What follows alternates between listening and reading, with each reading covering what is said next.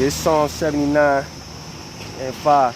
It says, how long, Lord, will thou be angry forever?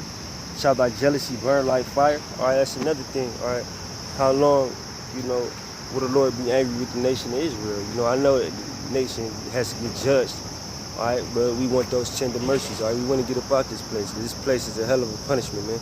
All right, when you read all the curses, all right, and really truly get an understanding of it, you see how one curse affects another curse. And everything is connected, and it's just a trickle down effect of pain and anguish, man.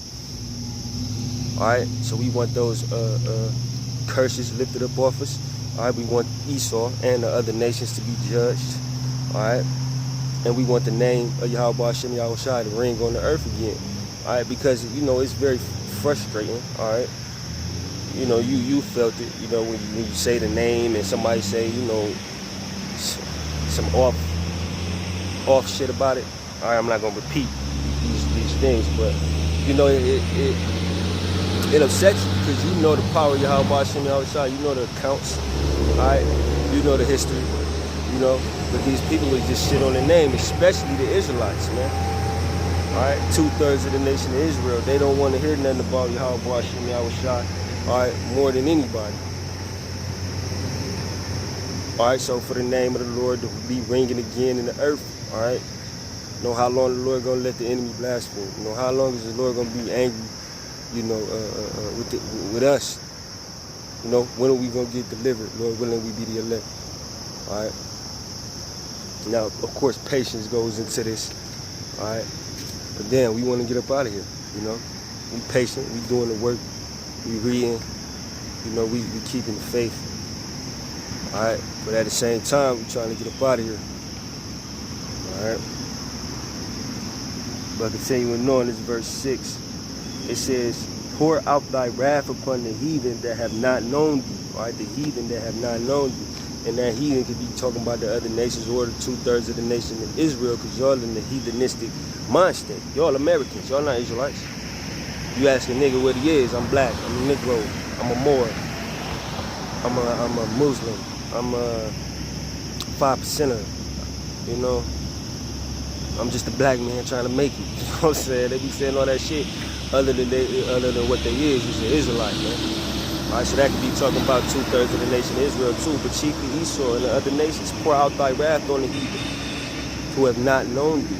All right, even though we out here telling them their judgment, all right, telling everybody their judgment, that whether it be the other nations or 2/3 of the nation of Israel, they don't believe it. They spit in your face.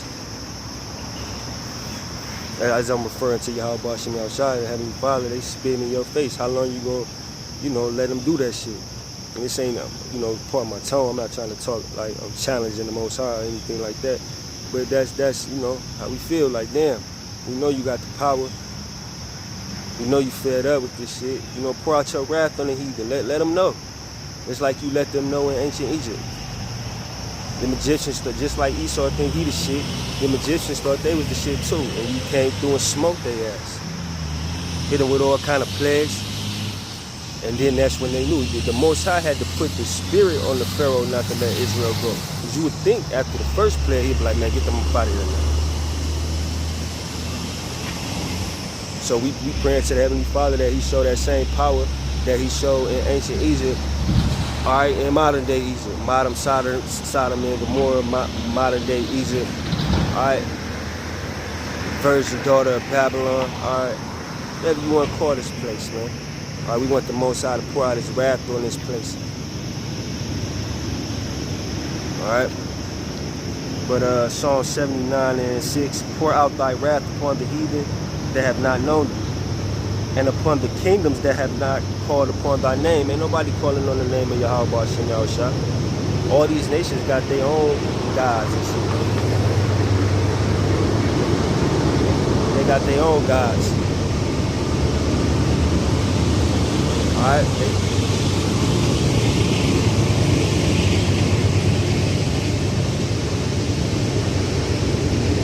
they're not calling on the name of Yahweh Hashem Yahushua. So every nation, alright, that's blaspheming the Lord, that's not calling upon the Lord, and they can't call upon the Lord anyway. Alright, it's not like the Lord gonna Well, I can't say that, but they're not the Israelites. All right, I was gonna say it's not like the Lord gonna bless another nation, but Esau blessed right now. You know. So they don't have that relationship with Yahweh Hashem Yahushua that a Negro, Latino, Native, Seminole, Indian in their right mind can have. All right, if they're striving to be as righteous as they can, all right, follow the Lord to the best of their ability. If it be your lot doing the work, all right, they can't have that type of relationship. So they gonna get the fury of the Lord. They're gonna get the wrath of the Lord poured upon them, all right? They blaspheme the Lord. Like I said, blaspheming. They got all kind of idols. They mocking Yahweh Hashem Yahushua. How can, you know, even when we come out here and talk about the Lord, you know, how can these niggas have a God, you know, that's only for them? Look at them. They poor and shit, you know. Look at they, oh shit, especially the women. Look at the nigga woman, you know, that she's the daughter of Zion. The Lord, she's the woman, I ain't gonna say woman of the Lord, but she's the woman amongst the chosen of the Lord. Alright? So even though the Israelites is out here embarrassing their father, the children of Israel embarrassing their father, we still need Yahweh Hashem Yahushua to come smote these people. Smite these people. Smite these nations. Pour out his anger and his wrath upon these nations.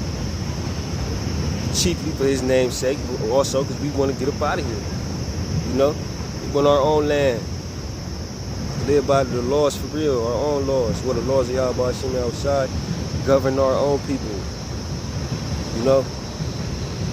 And it ain't gonna be like in the ancient world where we was governing ourselves and going off and shit, because we gonna have new bodies, new heart, and we gonna be able to conduct ourselves righteously because we not gonna have no choice to. We gonna program us just to be righteous, man. At all times. Alright. Continuing on, it says, this verse 7.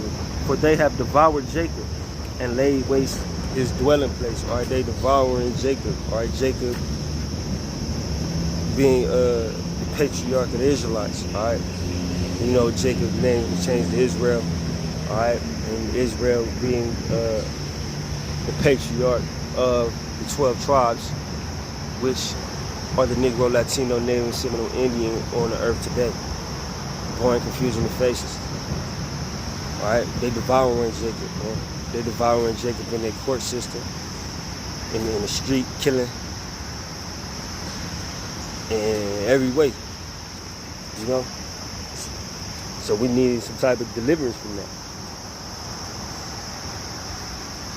And it ain't no other way. It ain't no shortcut to the shit. It ain't no other way. There's no other God to call upon. Alright? They've devoured Jacob. Alright? So we need the God of Abraham, Isaac, and Jacob, alright, to save the children of Israel, man. Alright? The Most High see what y'all doing to us. Even the shit that y'all conspiring behind closed doors. You think the Spirit of the Lord ain't in there? He know. He know your food that y'all selling us. Alright? You got us all in mixed fabric. It's wicked. He done turned our sons into sodomites, our daughters into whores. They've completely devoured Jacob. When you devour something, that means you consume it completely. That's what they've done. Alright? It was more so physical back in the day, like when you look at hardcore slavery. Alright? But now they devour Jacob mentally, man. You know, if you ever get a chance, you know, just have a conversation. You ain't even gotta rebuke a motherfucker. Just pick a motherfucker brain, like a worldly motherfucker, and you just see how crazy they is, man. They follow every trend. They just do what the TV say. That's why you'll have a 70-year-old man talking about, oh yeah, homosexuality, yeah, everybody can do what they want. Nigga, you 70 years old, you know better than that. That shit wasn't popping when you was growing up. Y'all was beating niggas up for that, man. Or disowning them and shit. That's a part of Esau devouring, alright, Jake, mentally. He got you thinking it's okay, like you can wake up one day and say, you know what, I want to be a woman.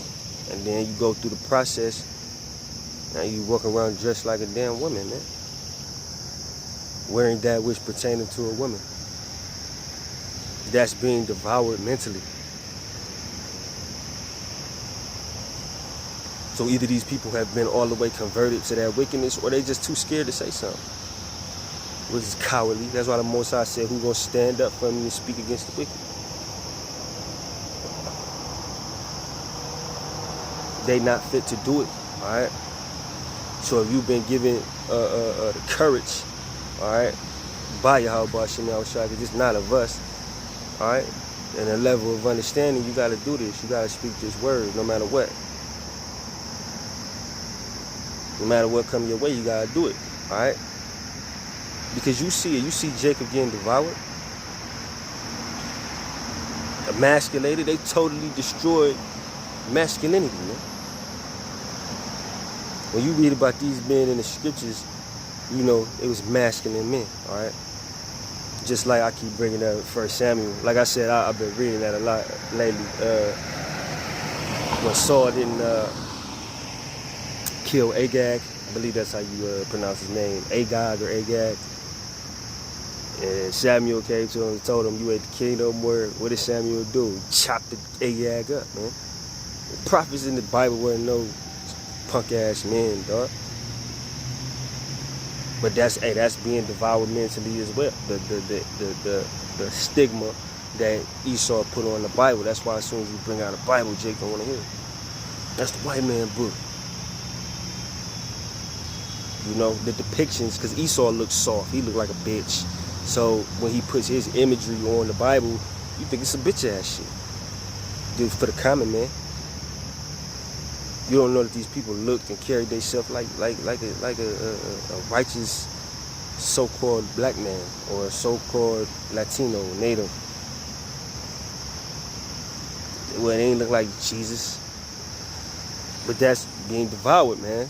It's from all angles. You can look at it physically or mentally. That's part of being devoured. This nigga has consumed, like when they say consumed the minds, he's consumed the minds of the people with a whole bunch of dumb shit. And that's a part of him devouring the people.